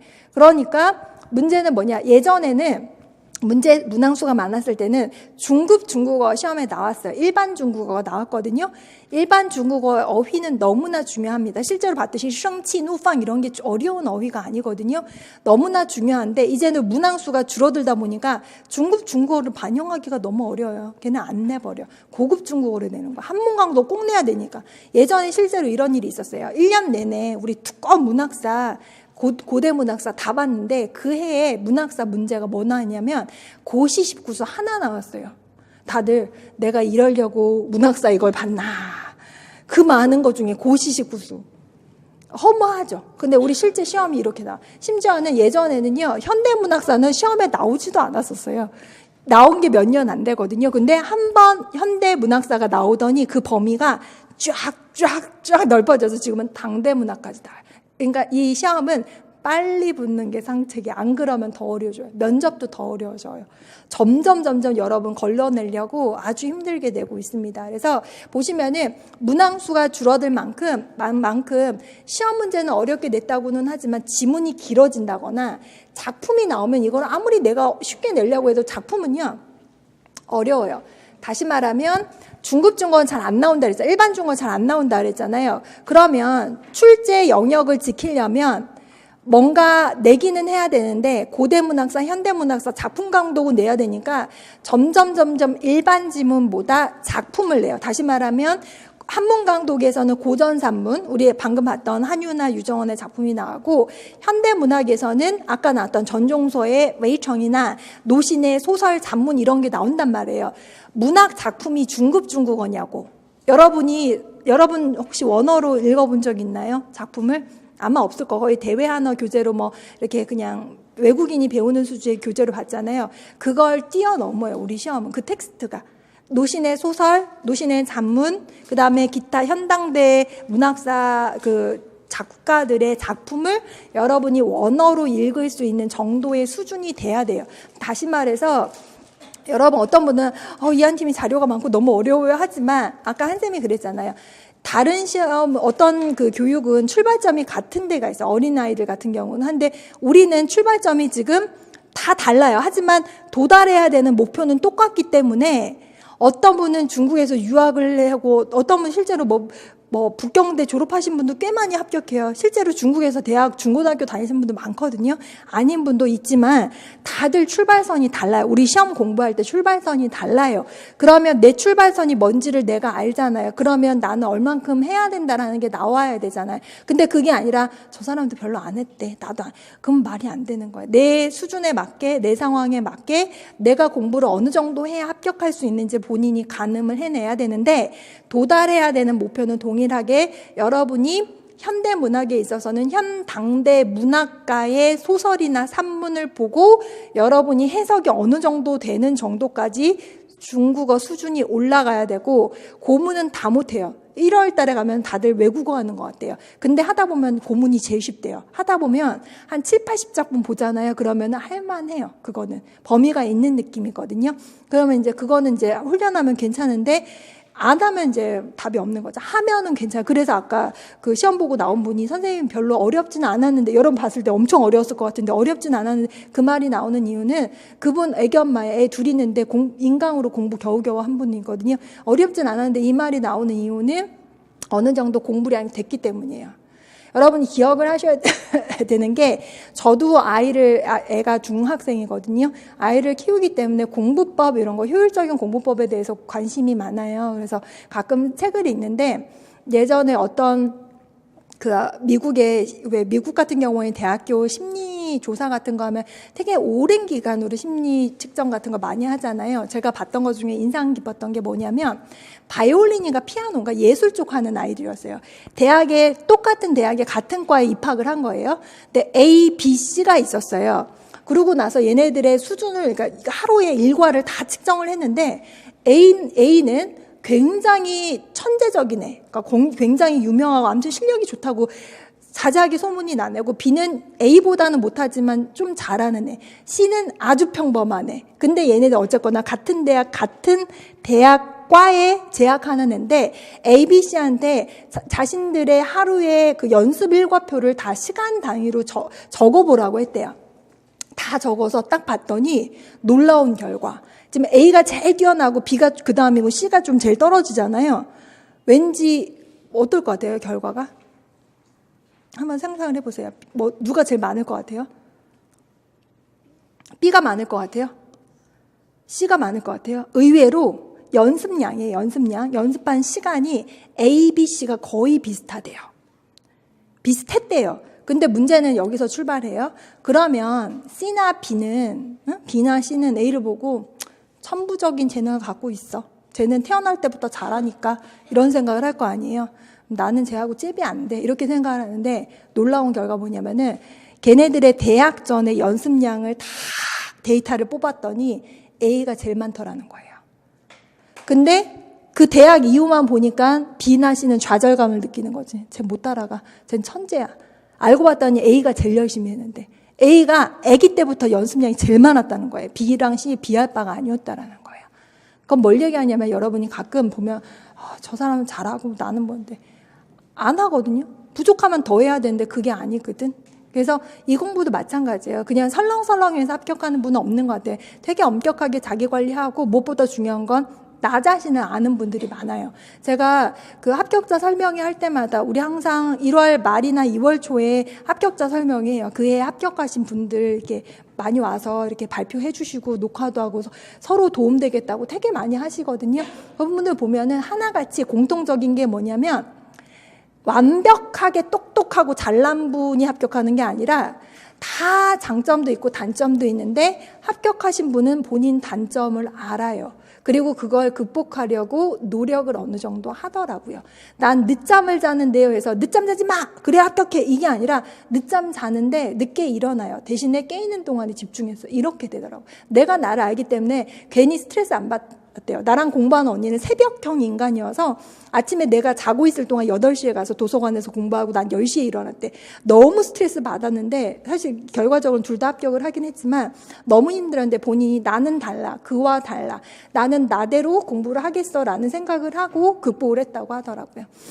어쨌거나 고급 중국어 수준의 독해력을 요구한다. 특히 문학 작품 위주로 나와요. 지금 제가 일반 작품 뽑았던 거는 대화문 말고는 없어요.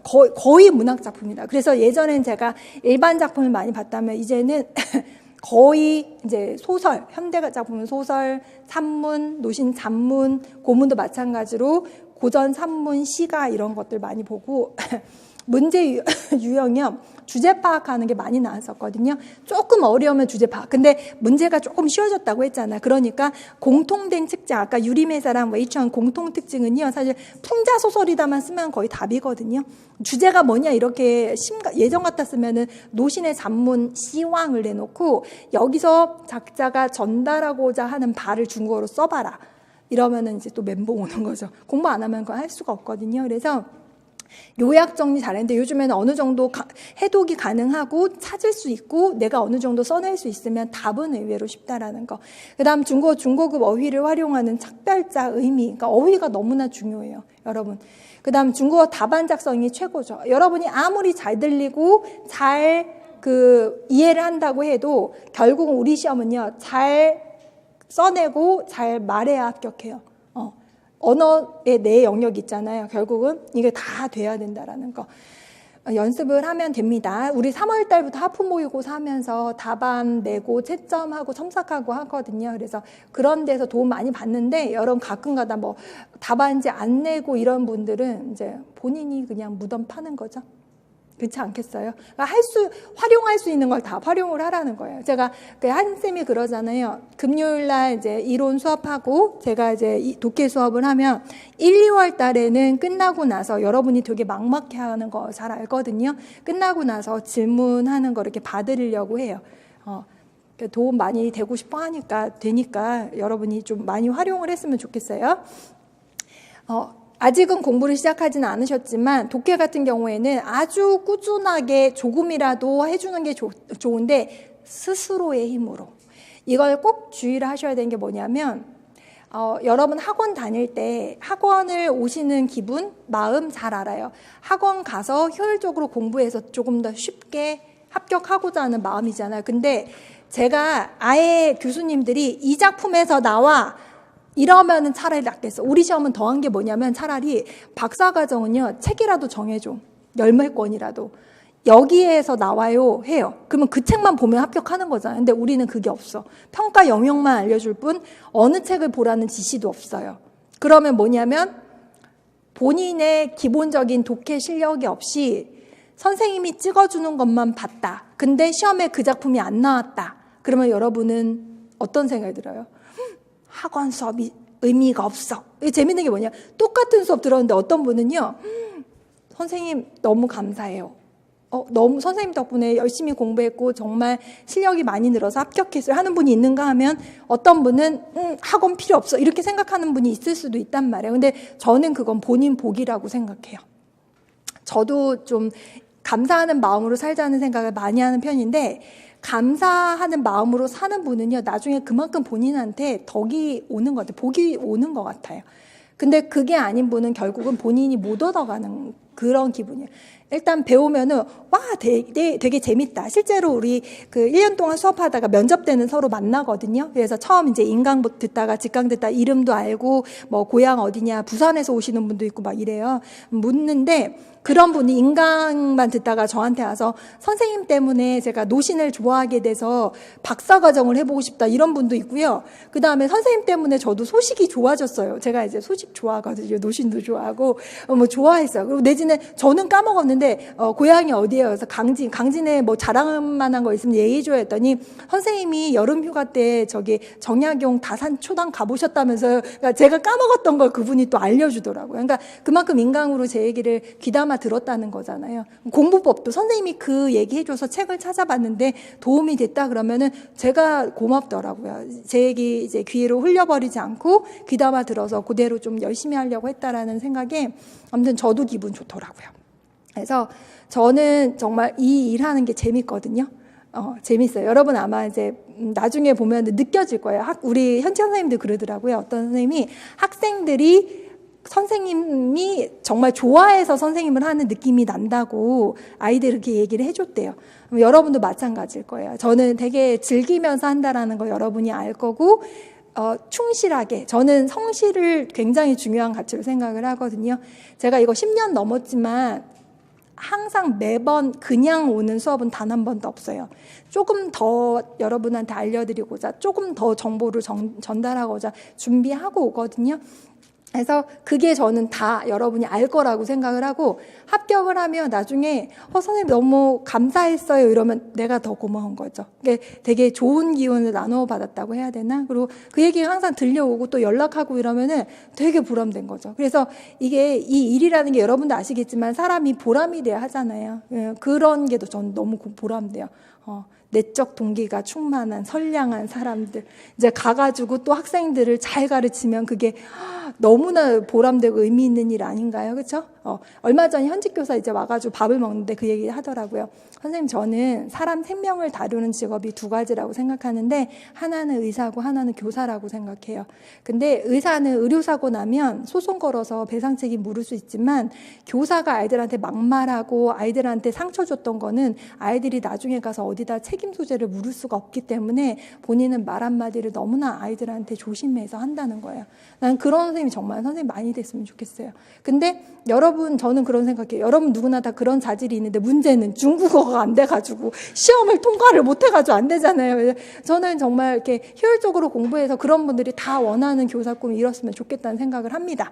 어쨌거나 그래서 궁극적으로 독해 실력을 향상할 생각을 해야지 저거 나온대 저거 나온대 이렇게 하면 안 돼요. 물론 독해도요 나올 만한 것만 합니다. 그래서 올해 요거 이게 제가 작품 보여드렸잖아요. 한유 거 지금 유종원 거 그 사마천 거 그 밑에 있던 그 구양수 거요 하나도 우리가 안 한 거 없어요. 하나도 없어요. 다 했어. 올해 1년 동안 한 거 다 했어. 솔직하게 말씀드리자면 유종원의 그 있잖아요. 맨 마지막에 걸린 거는 올해는 안 했어. 근데 찾아보니까 작년 모의고사 6주차에 했더라고. 그러니까 작년에 들으면 올해도 들을 수 있고 2년 들어야 돼. 그건 아니지만 안 들어도 풀 수 있게 해줘요. 근데 그거 못하면 본인의 몫인 거지. 그치? 할 수 있어요. 그래서 비판적으로 사고하며 수강하라. 이 말은 뭐냐면은 선생님이 해주시니까 심지어 어떤 분은 저한테 선생님 제발 붙게 해주세요. 근데 그래요. 내가 붙게 해줬으면 좋겠는데 내가 붙게 해줄 수는 없고 여러분 도와줄 수는 있어요. 그러니까 여러분이 물론 이렇게 수업 열심히 듣는 거 좋은데 여러분이 직접 한번 해가지고 본인의 실력을 근본적으로 늘리는 분들은 확실히 빨리 합격해요. 근데 이렇게 피동적으로 앉아있는 분들은 별로 안 늘어요. 참고로 어떤 분은 직강에 와서 여기 앉아가지고 1년 동안 가만히 들었어요. 질문도 한 번 안 하더라고요. 근데 그분은 그 해에 떨어졌는데 그분 스스로 너무 뿌듯해하는 게 나는 와서 듣기만 했고 질문도 한 번도 안 했는데 1차를 경기도였는데 1점 차이로 떨어졌대. 잘한 거잖아요. 근데 그분한테 그게 독이에요. 그 다음에 열심히 안 해. 그 다음에 1점 차이로 떨어질까? 근소한 차이로 또 떨어져. 제가 알기로 그분 지금 한 3, 4년 하는 것 같아요. 안타까워요. 심지어 1차 떨어져서 회복하는 거는 좀 괜찮은데 2차는요. 발표가 1월 말, 올해는 1월 말에 나요. 2월 초에 나기도 하고 1월 말에 나는데 문제는 2차가 발표되는데 0.02점대로 떨어졌대. 그러면 여러분 어떤 느낌을 받아요? 세상 살기가 싫고 이러면서 상반기를 다 날려버리는 거예요. 그분한테 그게 어떤 의미일까? 하느님이 그분을 시험해 본 거죠. 그런 말 하잖아요. 하늘에서 이제 그 큰 선물을 주려면 그만큼의 큰 고난이라는 그 선물을 주기 전에 고난도 함께 주신다는 말 하잖아요. 아무튼 뭐 그 말은 나중에 하고, 효율적으로 암기하는데 무턱대고 닥치고 암기가 아니라 본인한테 맞는 암기법이 있어요. 그건 나중에 좀 구체적으로 가야 되는 거니까 나중에 설명하기로 하고, 그 다음에 독해 파트 같은 경우는 일단 심도 있는 작품 강독인데 문학사하고 반드시 연결해서 강독해야 되는 건 맞아요. 예를 들어서 왕몽이 나왔으니까 예를 들어 왕몽 얘기를 하면, 왕몽 같은 경우에는 사람 이름, 지금도 왕몽 살아있어요. 왕몽이라는 사람이 중국 문학가 중에서 정치적으로 성공한 사람인데, 이 사람 문화대혁명 시기에 티베트에 가가지고 되게 고생했던 사람인데, 이 사람 작품이 거의 한 50년대 나왔던 거부터 지금 80년대 나왔잖아요. 근데 모르고 그냥 왕몽만 알면 왕몽이 뭐야? 지금은 할아버지인데, 문학사를 알면 이 사람이 그때 활동했고 문화대혁명 시기에 어떤 고초를 겪었고, 그다음 80년 문화대혁명 끝나고 나서 78년부터 80년대 어떤 활동을 하고 있고, 지금은 원로죠. 중국 현대 문학가 원로거든요. 이제 연결을 해서 그럼 왕몽의 중요한 작품은 뭐 봄의 왈츠가 있고 후디에 이제 나비가 있고, 이런 식으로 강독을 해보는 거죠. 그다음 꾸준한 강독으로 고급 독해 실력 향상에 말할 필요도 없고, 어휘가 너무 중요한 게, 제가 항상 말하는 게, 여러분 나중으로 가면 갈수록 질문이 많아지는 건 문법. 왜냐하면 알면은 질문거리가 생기거든요. 초에는 별로 없어요. 나중에 모의고사 되면 문법 질문 진짜 많아지고요. 나중에 여러분 시험을 보게 되면 1년 동안 열심히 한 분들은요, 할 수 있어요. 문제 풀 수 있거든요. 근데 여러분 발목을 잡는 게 어휘.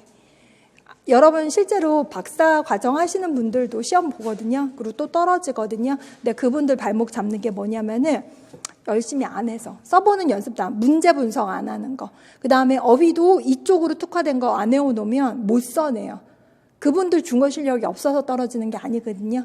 그거는 좀 효율적으로 어휘 암기도 해야 되는데, 마지막까지 수능도 마찬가지예요. 수능 영어 어휘 따로 외우잖아요. 임용 어휘라고 정해진 게 없어요.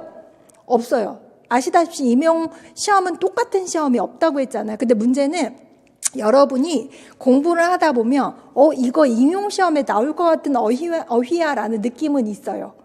저도 강의하다가 이거 중요한 어휘니까 외워두세요라고 하잖아요. 그건 교재에 없어도 그런 데서 나오는 어휘가 굉장히 많아요. 그러니까 여러분이 하다 보면 이게 시야가 넓어져요. 이거 중요하다. 이거는 조금 덜 해도 되는데, 이런 판단이 섭니다. 그다음 문제 분석 연습하는 거 너무 중요한데 지금부터 할 수는 없잖아요. 기출문제 일단 꾸준하게 풀어봐야 되는 거고, 나중에 학폭 모의고사 생기면 연습하고 풀고 첨삭받고, 이 과정 너무나 중요하고, 중국어로 답안 작성하는 거 너무 중요한데, 중국어 실력이 뛰어난데 이게 안 돼서 떨어지시는 분들이 정말 많아요. 근데 이거는 우리 이한팀만이 할 수 있는 게 뭐냐면, 3월부터 모의고사를 봐요. 이거 뭐냐면 노량진 전체 통틀어서 우리 보통 고시를 하면 1, 2월 달에는 기본반 하고요. 3, 4, 5, 6월 달에는 심화를 해요. 그 다음 7, 8월 달에는 거의 다 이제 문제풀이 들어가거든요. 근데 문제풀이는 강사 입장에서 되게 힘들어요. 문제를 많이 내야 되거든요. 힘들어요. 그 다음에 9월부터 실전 모의고사를 하거든요.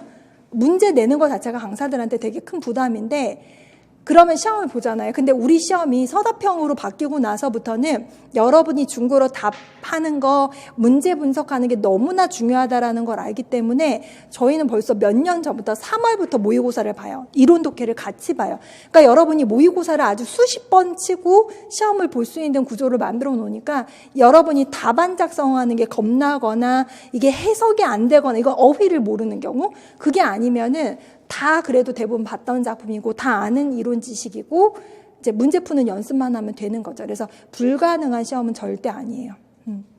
그래서 중국어로 답안 작성하는 것도 이제 아시면 되겠고, 참고로 저희 그 독해 그 진도를 좀 간략하게 소개를 해드리자면, 제가 올해 처음으로 어떤 식으로 수업을 하려고 하냐면은, 아마 여러분이 다 소개를 받고 오셨을 거예요. 그렇죠? 누가 소개를 해주셔서 오셨겠죠? 어떻게 알고 오셨어요? 인터넷 검색하면 잘 안 나오는데. 친구 소개? 뭐 말을 안 하니 알 수 있나? 아무튼 참고로 저희는 한쌤이나 저나 댓글 알바는 없어요. 학원에서 너 뭐가 안 하는 것 같아요. 그러니까 말하자면 인터넷으로 여러분이 모르는 분이 답을 올려도 이하님 가보세요. 이하님이 좋아. 이렇게 하는 분은 없어요. 다만 오시는 분 들어보면 누구 친구가 강추해서 와보랬어요. 현직 교사 누가 꼭 가보라 그랬어요. 이래서 오시는 분들이 대부분이더라고요. 그래서 아무튼 저희는 아무튼 더 뭐 홍보나 이런 거는 하지는 않는데 저는 이제 이런 생각을 해요. 일단 우리 중국어 임용고사를 보려면 임용시험을 보려면 공부를 열심히 해야 되는데 기왕이면 재미나게 했으면 좋겠는 거예요. 독해는 이론은 힘들죠. 외워야 되는데 이론도 재미나게 할 수 있으면 할 수 있는데 아무튼 제가 맡은 게 독해니까 재미나게 하고 싶어요. 근데 이제 내년에 2019년도 홀수예잖아요. 올해 2018년 짝수예잖아요. 그래서 제가 작년부터 기획했던 게 보통 우리 초수생 합격하는 경우도 있어요. 근데 많지 않아요. 솔직히 말하면 10명 중에 1명 정말 초수생이 합격하는 거는 힘들거든요.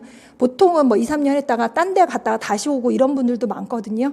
근데 어쨌거나 한 해를 공부를 하던 두 해를 공부하던 좀 재미나게 공부했으면 좋겠다는 마음에서 짝수의 강의하고 홀수의 강의를 좀 다르게 해봤어요.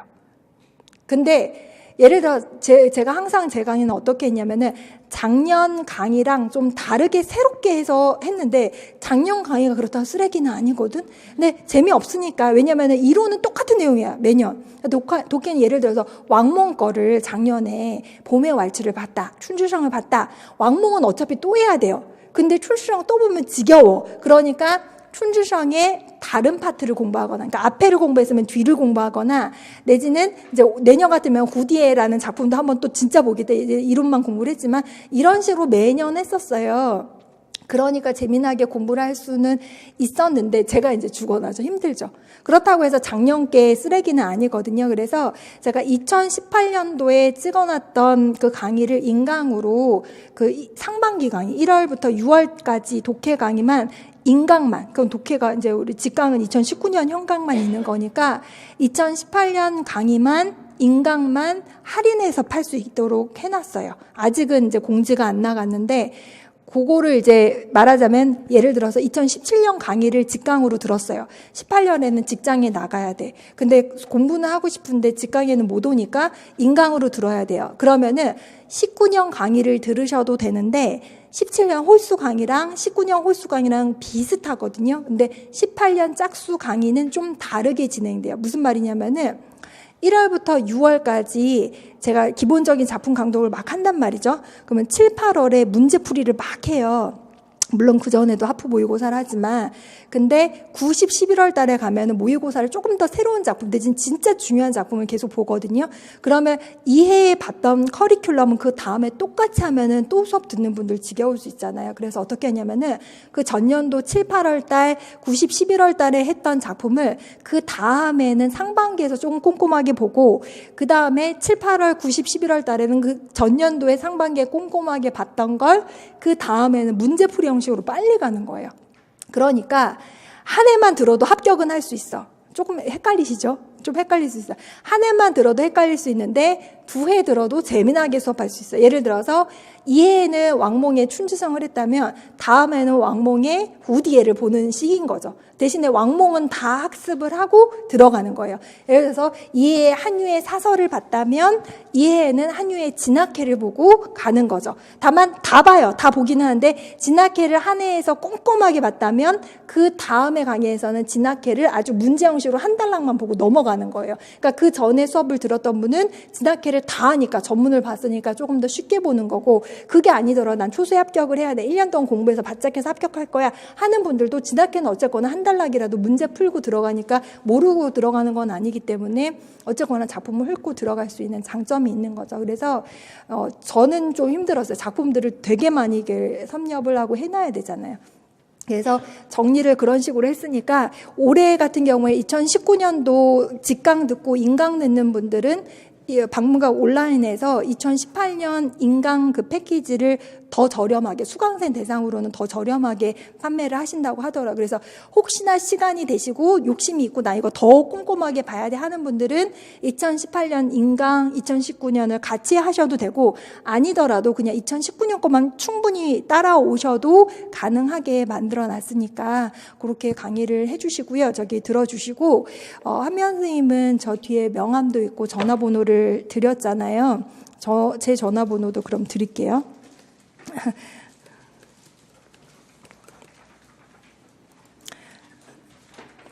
우리 나중에 수강하면 카톡방에 다 이렇게 초대하거든요. 단체방에. 그래서 1월부터 모의고사 거의 뭐 면접까지 다 같이 공유하는 그게 있거든요.